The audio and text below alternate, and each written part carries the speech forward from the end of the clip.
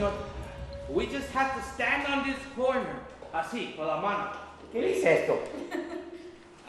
It says we buy or use gold. Dice, compramos oro viejo. Oro, señor. Oro viejo. Viejo, treasure. Así, con la mano. Bueno, ¿y qué dice eso? Tax refunds. Tax.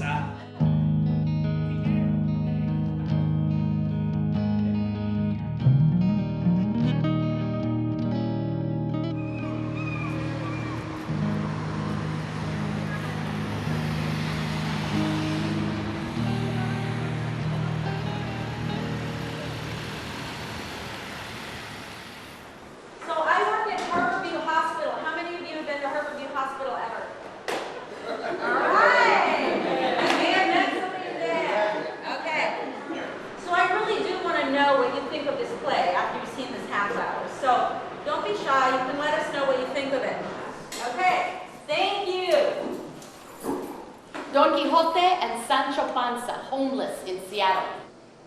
In the emergency department at Harborview Hospital, beds are separated by curtains. I began working for King County Public Health in 1998.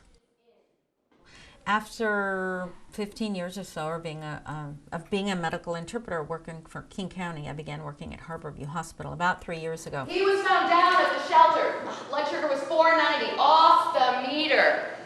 He's got a diabetic bracelet. Oh. I began to interpret for a lot of homeless Latinos in the emergency room.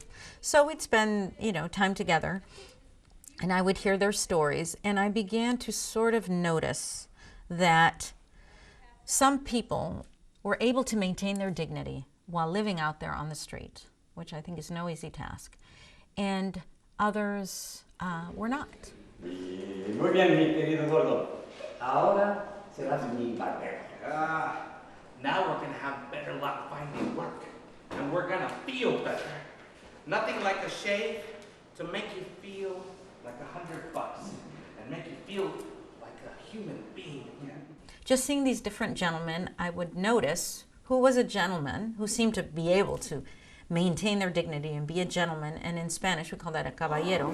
I used to do this to my viejo when I was a kid. This really fascinated me.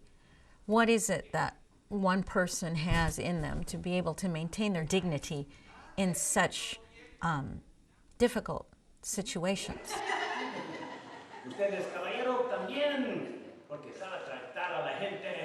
I thought, who's the most quintessential caballero of all history? The most famous gentleman was Don Quixote de la Mancha, right? Don Quixote, in the original novel, he supposedly lost his mind from reading too many books about knights and chivalry. He wanted to always do good deeds, save women from being captured, free slaves. I'm with you! I'm on your side! Carolynne, defend yourself! But he was always imagining these situations, that ships were army, that windmills were monsters, and get himself into trouble because often those people were not asking for help, and actually the situation was something else. And so Sancho Panza was kind of his reality check. Master, our siesta, what about it? We've been on the road since dawn. A night never I know, sleeps. a night never sleeps, a night never eats, a night lives on adventure, but I'm not a knight. Shut up. These two iconic characters, they wandered the countryside. They were always getting lost or getting beat up, and they were often sleeping outside or sleeping where they could or asking for shelter. And I thought, if Don Quixote and Sancho Panza were alive today, where would they be? I think they would be at Harborview. ¡Gordo! ¡Gordo! ¿Estás bien? Te ves mucho mejor. Viejo, who are you? Estás pálido, muy pálido y sudando. You found me? Unconscious? ¿Tú salvaste? Yo sí. Gracias, señor. Thanks. De nada, señor. Señor de formidable panza. Estoy para ayudar al prójimo. Yeah, I like to eat. Me gusta comida. Y yo el buen vino, vino tinto de preferencia. Ah, red wine, huh? Yep, I can smell it from here. I think that art can really be a mirror for society. But the reason why I, Rose, personally like bilingual theater, I like to reflect the world around us. And there's, I think, Washington at this point is a bilingual state. ¿Por qué Seattle, señor? Why did you come to this rainy place? Mucha lluvia. Pues vine a Yakima a trabajar en la fruta. Oh, mi papá y mamá también, señor. Fruit pickers. Some people speak Spanish only, some people speak English only, some people speak bilingually, where the subject of the sentence is in English and the predicate is in Spanish. It's an interesting grammatical exercise. So as a playwright, I like listening to that. ¿Qué tú creas, pedazo de idiota, que nací vieja? Que nunca tuve juventud. Yo y ella y muchas otras corríamos por esos campos como ovejas. I've known Rose since she moved back to Seattle. I think it was 1997. I'd been here since 93. I never wanted to be closed up in some White House with a garden with walls, flowers, or nothing. We had so much in common. I had lived in Peru, and she's from Peru. I was working as a doula. She was pregnant. And I've been doing bilingual theater since 1981. So when she put out the call that she was forming, was going to try to form a group or a collective Latino theater, I just showed up. Does he have any thoughts of hurting himself or others? Tú no joder a nadie, ¿no? Ellos son los jodidos. When we did start this theater company, there was very specifically going to be a community outreach component to what we do. Le puede haber matado. Usted está en la corte hoy para saber. So when Rose got this idea to create a play addressing homelessness and the healthcare system among Latino in Seattle, we realized that it would be great to be including people that live this as an active part of our process. Mr. Quijano, why did you jump off the dock into the bay? Señor Quijano, ¿por qué saltó de la muelle a la bahía? I have been doing theater in Seattle for a really long time, and I really feel like this is the first company I've been part of where I feel like this, I feel included.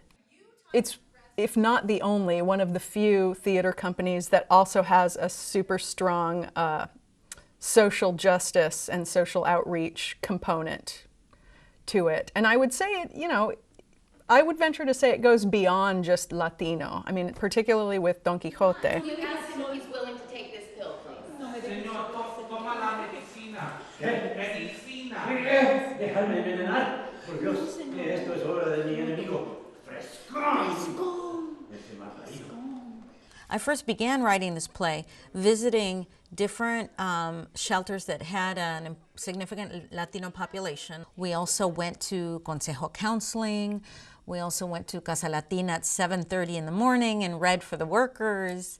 And this is when I was first writing a few scenes at a time. So I would try out these scenes bilingually to see how this bilingual mixture was going to work. Home Depot. Many workers are standing in front of Home Depot. They lean against the wall, sit, or squat.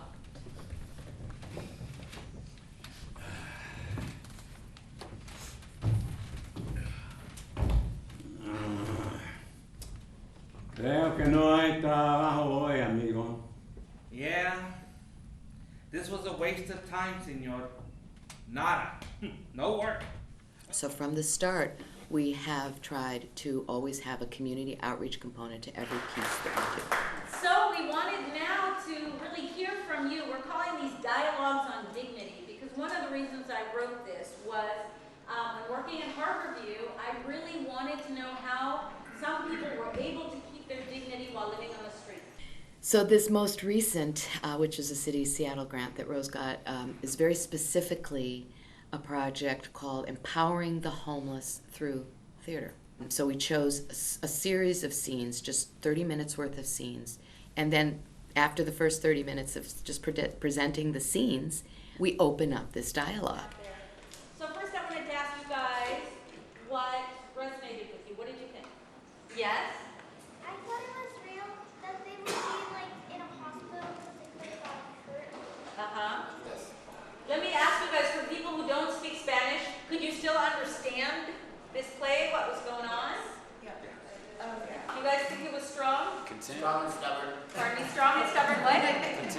content. So the old timer seemed content. What did you guys think of his mental illness? His mental illness didn't matter because it doesn't matter there. The pride, the dignity, it's based on different, it's based on the past. Yes. So the play is like in its fourth draft. But with this 30-minute segment, we've been going to different shelters, Union Gospel Mission again. We went to Chief Seattle Club, which is a day center. We also went to Recovery Cafe, which is a space for people who are recovering from anything.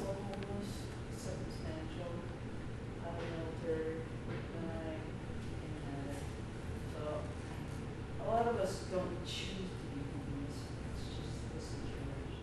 These conversations have really affected my writing. And at these different places, I thank the audience because I consider this population has been my co-author for this play. In the last 2 years, 2.5 years of visiting these different places, these different voices I've heard, they've helped me author this with the different points of views and characters and situations. So I'm eternally grateful for that. I think what I can do is show this reality to other people. And so this will be presented as a staged reading at ACT Theater, where we are inviting these people from these shelters so they can come into a theater and see this play where they are protagonists. Senor, are you okay? Está bien? It took me a while to find you. I told him I was your cousin, yo tu primo, okay? Look, senor, you're here with the loonies. They didn't want to send you back out on the street talking so crazy. Son locos, senor. Sancho, no hay que insultar a los sirvientes. No tienen educación. No, senor. These are not your servants. You gotta stop with the seeing thing, senor. They're gonna put you away, hombre. Often I've been told, as I've been doing these readings at different shelters, that this buddy system is really important, really in use. People will find someone else to kind of hook up with on the street or a community.